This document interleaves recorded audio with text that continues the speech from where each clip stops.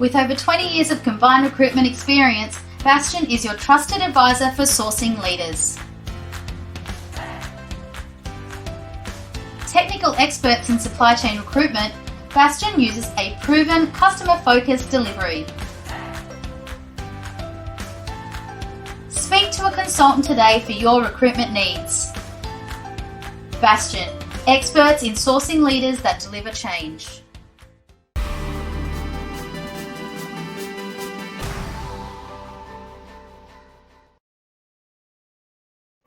Hi everyone, you're watching another episode of Trade Australia. I'm your host, Lawrence Christoffelsz. On today's episode, we're going to talk about a whole range of grants and funding opportunities for you to really tap into, whether you're an importer, exporter, distributor, some really cool stuff happening with Vlado Baban. And then we're also going to talk about supply chain optimization as well, and some really cool last mile fulfillment strategies as well. So to kick off, joining me now all the way from Geelong, Vlado Baban. Great to see you, Vlado. You too, mate. How you going? Good. Long time no see. Looking forward to catching up sometime as soon as we're allowed to. Absolutely. Vlado, look, I know, many years ago, you and I crossed paths with the old Enterprise Connect program, and that was doing some great stuff with SMEs around Australia. But I understand now it's all changed. It's called something else, and it's been restructured. So I'd love to for you to tell us about it and let the viewers understand how this new program all works. Yeah, absolutely, Lawrence. Thanks. Look, I've been lucky enough to be involved in various iterations of this program now for over 10 years. So the program's now been reskinned into the market as a sort of a slight variation of its previous iterations. So it's now called the Entrepreneurs Program, and it's been called that program for a few years now. But we do go back to the Enterprise Connect days, you and I.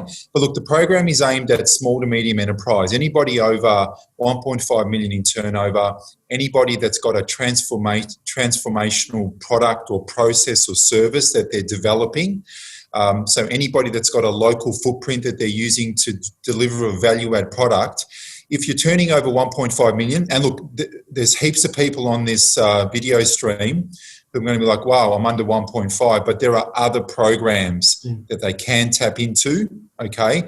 But for the clients and customers and the domestic manufacturers and the domestic service providers who are doing 1.5 million or more, the Entrepreneurs Program is well placed to service your requirements. So it's a national program aimed at developing global capability for your business, but also aimed at developing better domestic capability in that you're tapping into more domestic markets. So it enables you to access a service provider such as myself, an industry consultant, an industry business advisor, and we're able to come into your business at no cost. And there are some criteria, Lawrence. You need to be over 1.5 in turnover. You need to be trading 3 years. Mm-hmm. But this is a program that's offered by the federal government. So their aim is to get a business advisor, as we're called growth facilitators, into your business to sit down, work with you, help you come up with what are the key issues, opportunities for your business, what are the pain points, what are the burning platforms, and what comes out of that is a very robust roadmap. And we document that with you. We come up with some key actions that you want to activate and implement over the next 12 months. And then we'll work with you, Lawrence. So one of the key things is you work with that manufacturer, with that service provider, with that client over a course of 12 months. And the aim is to make sure that they implement the actions in the roadmap, okay? And then what comes with that is you've got a free service delivered by the federal government. We are a free service for that particular client. And then they can tap into $20,000 of grant funding, okay? Mm-hmm. So this is matching funding that they can use to implement any of the key actions in the report, okay? And so we then work with them to go, what are the key things you want to do and how do you want to tap into those actions and how can we work with you to facilitate the outcomes? So, Lawrence, these are things like strategic planning or marketing plans or updating your digital assets or going through and looking at your quality systems or your manufacturing systems or looking at software. So there's a whole bunch of stuff that we do to work with them and then to collaborate with them on an ongoing basis. It's a pretty powerful program, which is why it's lasted 12 years. Yeah, look, I think that there's some really strong takeouts already, Vlado, from what you said, from the old Enterprise Connect days to what it is now, the Entrepreneurs Program. Just the name change between, instead of business advisors, I love growth facilitators. It makes more sense because you guys are really, as you say, mentoring the business, open up a whole range of capabilities that they may not have thought about. And because you're an industry expert in your own right, you bring all these amazing case studies that you worked on from cross-pollination of industry sectors or products or services. And you can bring a really fresh look to that business. So I love it. The other thing I wanted to ask you, Vlado, a lot of our audience on this show are importers, exporters, distributors. So these companies are involved with warehouses and supply chains and exporting and all those type of strategic planning or marketing. They might even be trying to redesign their warehouse or look at their distribution model. Are those type of things available under the Entrepreneurs Program? Lawrence, look, it's a really good question, and I think it's important that I say that the word transformative processes is a critical part of the eligibility criteria. Mm-hmm. Look, the federal government's here to support all businesses, big and small, okay? So there is a bunch of services and programs available to businesses that don't fit the criteria of the Entrepreneurs Program. But in answering your question, if a business falls outside of the revenue threshold, this particular program is not suitable. But like I said, there's other programs that we can help them access. On the other hand, if a particular firm or entity doesn't have what I said before was a set of transformative internal processes that they went through, if, for example, they had a distribution business or a warehousing business that might be box in, box out, okay? Yeah. I have to be mindful that without those transformative processes that might involve some kind of value adding of that box in, box out, it's quite likely that they will fall outside the eligibility criteria of the program. But I want to be very clear, it's much easier if you engage with the program, give us a chance to assess that eligibility criteria and to go, actually, you know what? You do some really good value adding over here. This should give you the ability to tap into this program. And Lawrence, if they don't, I'm part of the OS industry stream of the federal government's support programs. And that's being delivered in Victoria by the Australian Industry Group. So I'm directly working for and with the Australian Industry Group. So the AIG is a massive body with multiple resources and capabilities. So, if you come into the AIG and look for support, if they can't give you access to the Entrepreneurs Program, they will certainly guide you down a different pathway for support. Yeah, fantastic. I know the AIG well. They do a great job and they really, roll the sleeves up, get in and help the companies as much as possible. So, it's a great organisation. One of the things I've just thought about as well, just listening to you, Vlado, what about service providers in supply chain? So if I'm a freight forwarder or a transport company and I want to put in place, new technology or new transformative stuff where I can track and trace my vans or products or pallets, is that sort of stuff you think might fall under that category? I know we have to throw all those opportunities your way and talk to the group and say, look, what do you think? Because as you said before, there's no harm in asking. You've got nothing to lose by asking. Correct. Lawrence, really, really good salient point here. The answer to that would be generally possibly a yes, because that would fall under the element of the program called enabling technologies. So if an entity, a firm, an organisation, a service provider was developing and had developed a suite of enabling technologies, right, that were being used by the broader downstream market, we would tend to find that they would be eligible for the Entrepreneurs Program because of the fact that they are or have or will invest in a range of enabling technologies. The take would be from me that there's a strong sense that they'll be eligible and we should be able to support them. And these organisations should make a pathway to the AIG group and find out a lot more about this program, particularly in Victoria. Yep. I do know that there's other industry partners who have got this program operating in other states, and the AIG does operate in some of these other territories, but they should definitely Google the Entrepreneurs Program and they'll be able to find out access and support mechanisms. But the answer to that would be largely, I think, yes, we can help them. Fantastic. Thanks, Vlado. Mate, it's been an absolute pleasure to have you on the show. As you mentioned, to all the viewers, all the audience out there, it doesn't hurt to ask. It's a fantastic free program that you really should be taking advantage of.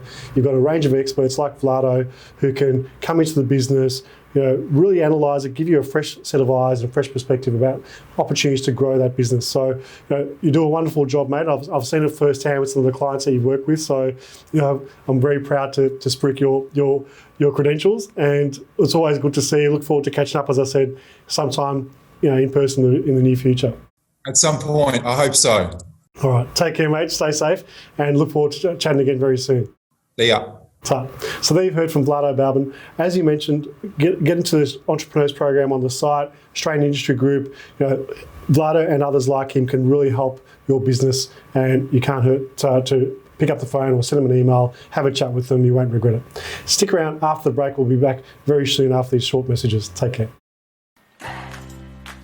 With over 20 years of combined recruitment experience, Bastion is your trusted advisor for sourcing leaders. Technical experts in supply chain recruitment, Bastion uses a proven customer-focused delivery. Speak to a consultant today for your recruitment needs. Bastion, experts in sourcing leaders that deliver change. Welcome back, everyone. Thanks for watching Trade Australia. I'm your host, Lawrence Christoffelsz. Joining me now in studio is Marie Varrasso, Head of Supply Chain at Officeworks. Hi, Marie. Thanks so much for coming in. Well, thank you for having me, Lawrence. Good to be here. Oh, it's great to have you in, especially after our recent lockdown. So it's good to actually have someone in the studio with me. Thank you for coming. Yeah, no, good. Thank you. Marie, tell us about your background and, in supply chain and the different roles you've had throughout the years.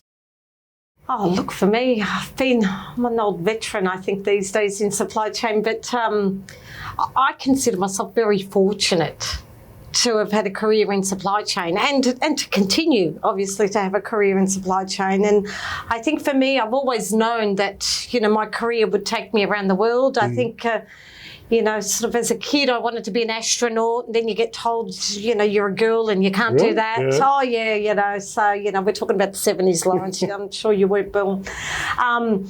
And then I wanted to be a flight attendant, and you're not tall enough for that, So it's like, how am I going to get around the world? And, my father worked as a forklift driver. Yeah. And so he'd bring home a lot of the, the newsletters from the railways, and it talked about imports and exports and things like that. So the jargon became very intuitive to me by the time I, got to university and so forth. So so it was all about planes, trains and ships and, Fantastic. You name it. So, very fortunate. University, I did international politics, foreign affairs, all of that. So there was always been this interest, I had this utopian thought or, sort of perception that, the world would be one sort of thing. And so I always wanted to work for the UN or for an airline company, stuff like that. And then I think when I got my first job, and I'd been very fortunate because, I travelled the world quite young. And so my first real foray into supply chain was for an Italian pay TV company. Oh, wow. Where I just, customer service role for the first 6 months, and you just get to utilise, my Italian language skills, which was, awesome to do, given I, had a year in Italy just before I got the role. And then moved into the book industry. And then from there, into apparel and footwear. So, I've lived in 3 countries. In my 25, 26 years, and I've worked at 4 organisations and, 12 different roles. 12, wow. 12 different roles in the 26 years. And I think, my time at Nike, I had 13 years at Nike and did 8 for Oxford University Press. But my time at Nike, 6 roles just at Nike in 13 years. Yeah. So that's sort of, from customer service through to supply chain manager, set up sales and operations planning, what's known as S02EP or IBP these days, and eventually into supply chain director role. Yeah.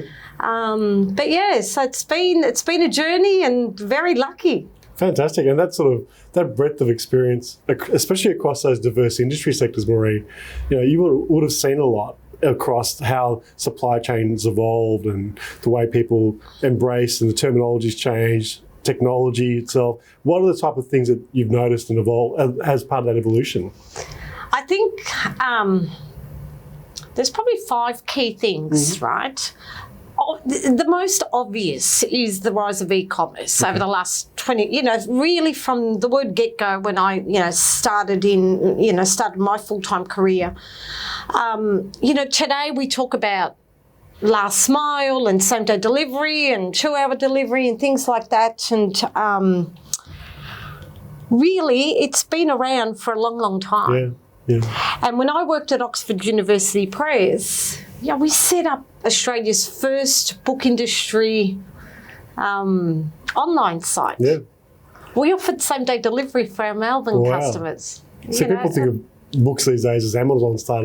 Well, we all thought we would die a very slow death. I can tell you, every book retailer and every, publishers were just, I think everyone was panicked in the 90s, when Amazon came about and they launched with books, I think companies like, online companies like Booktopia today, very successful, Australian story proves that, the book industry, didn't die a slow death and, last mile has been around forever. Yeah.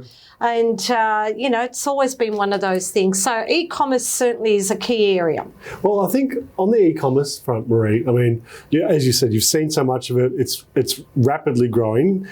Consumers these days are demanding so much more. I mean, to have next day delivery, even back in those days with Oxford, now people expect same day delivery. They want to be able to click and collect, do all this crazy stuff.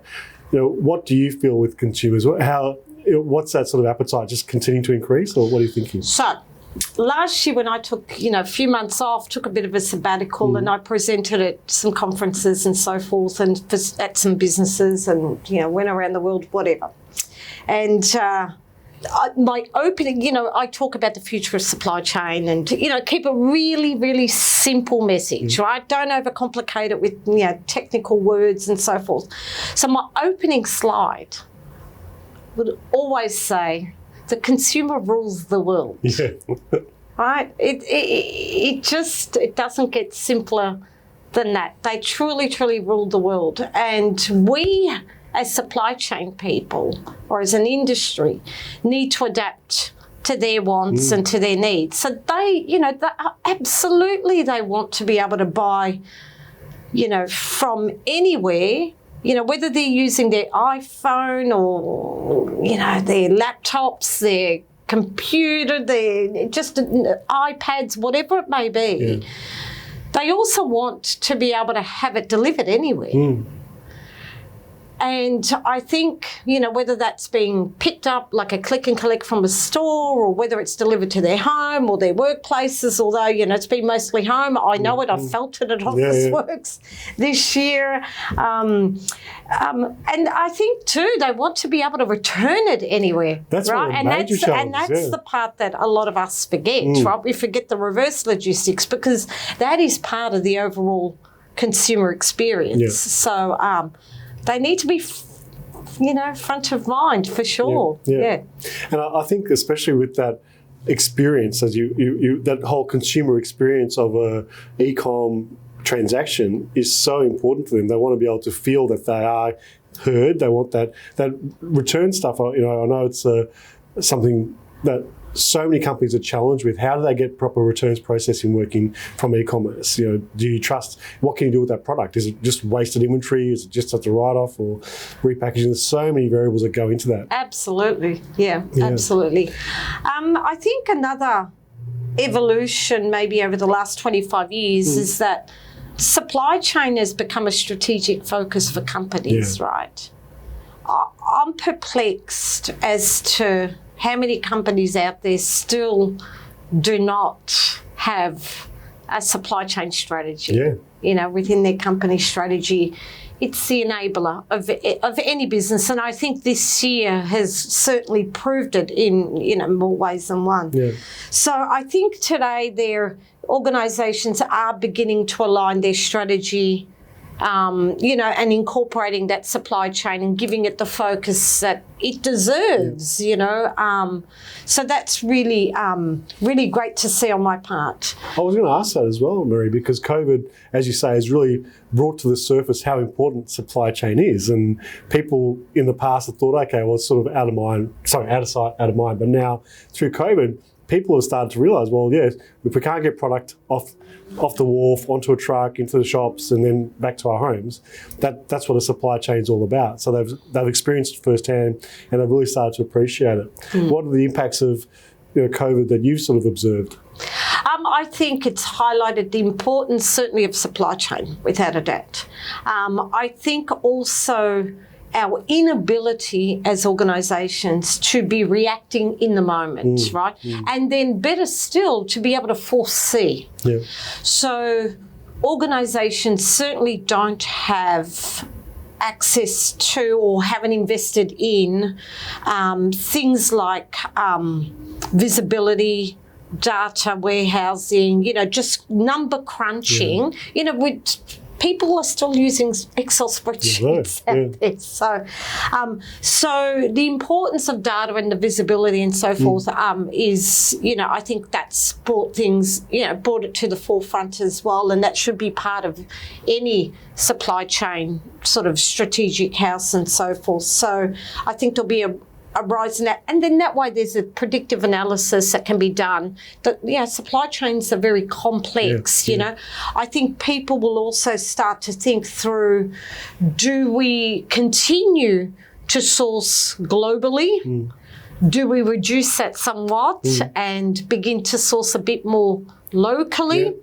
Do we hold more safety stock levels, the buffer stock, and do we hold more product in our warehouses?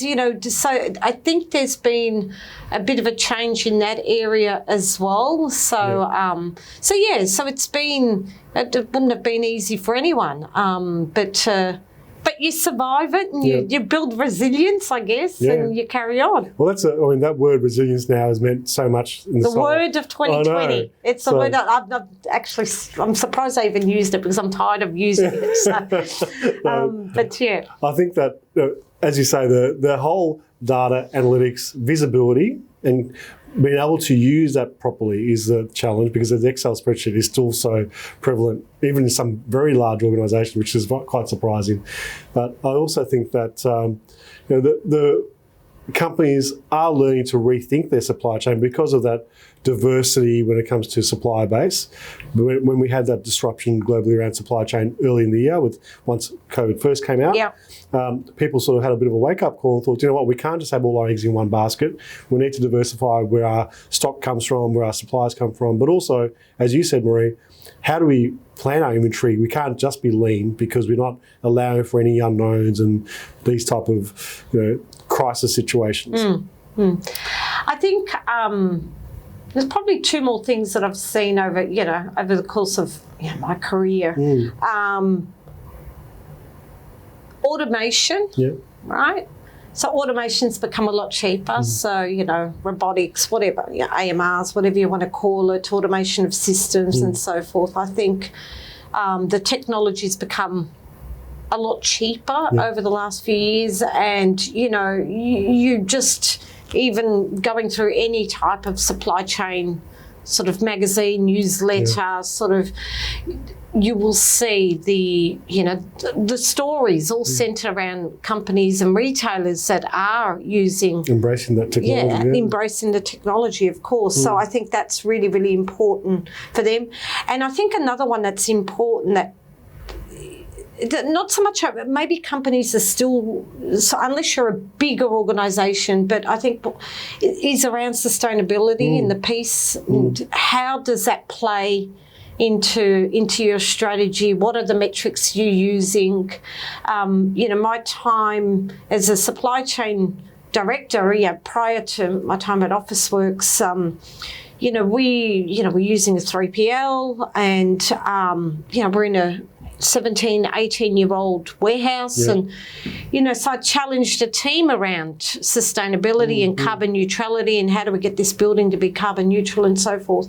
And, everyone had said it's impossible. Yeah. And I said, well, nothing's impossible, that's right, So, and, what we've done, a lot of the warehouses, you've got your roof, and we happened to look up one day and, half the roof was sort of that corrugated plastic sort of roofing, and it hadn't been washed in 18 years. So what would happen if we washed it? Get some light coming in, And then all of a sudden light came in, right, to your point. So then sort of forced us to think through, well, what if sunset lighting would work in here? And what would happen if, the conveyor belts would go 24/7? So what would it look like if those conveyor belts only came on when a carton came through, and things like that. So just some simple things that they're just so obvious once someone actually articulates the word.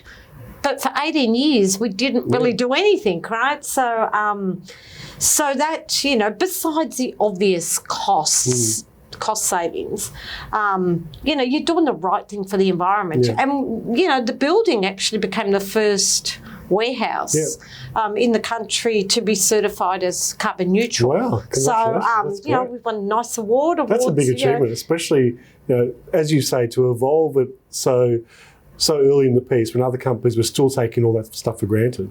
I gave the team 2 years. We did it in 18 months.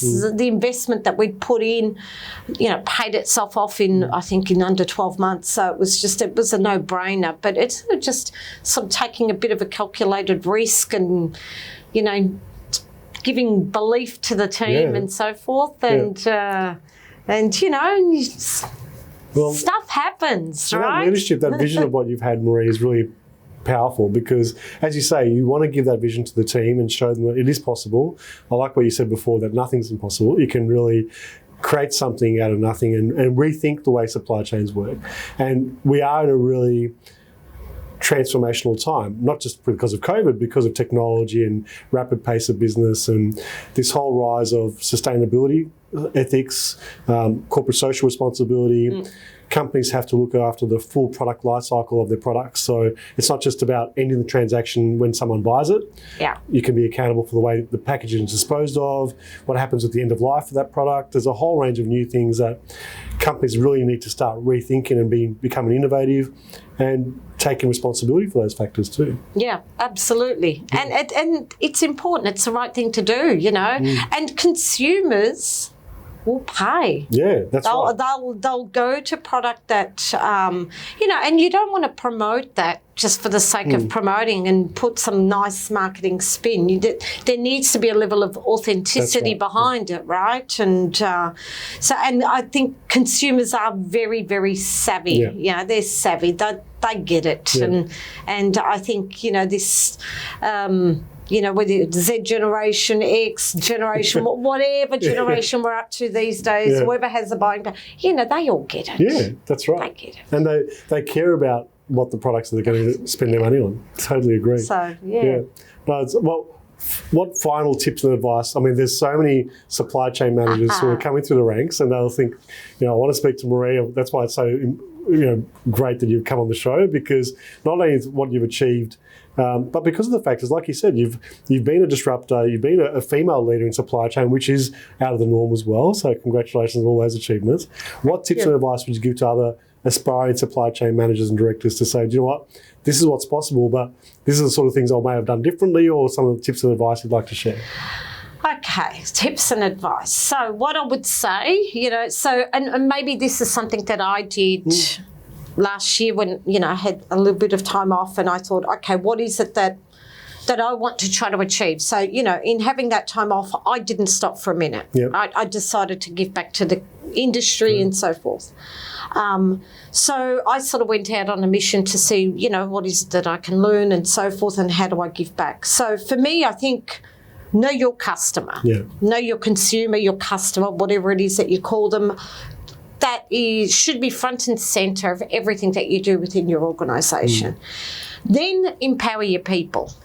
right? Yep. So it's really important for us to be, helping them, obviously provide the direction. It goes without saying, you can't just leave them hanging, but empower people. They know, your teams know what needs to be done, right?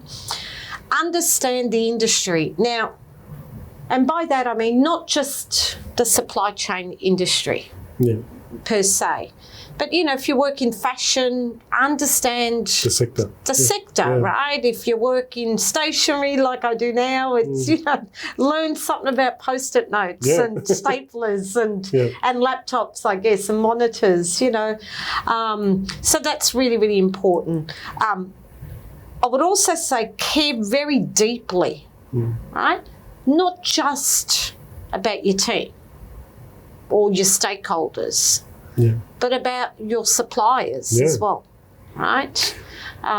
Whether they're offshore, whether it's a 3PL, whether it's the freight company you utilise, whoever it may be. So care deep, there are win-win situations, We should not be creating contracts to have the win happen on one side. It needs to be a bit of a win-win and, sort of working things through together.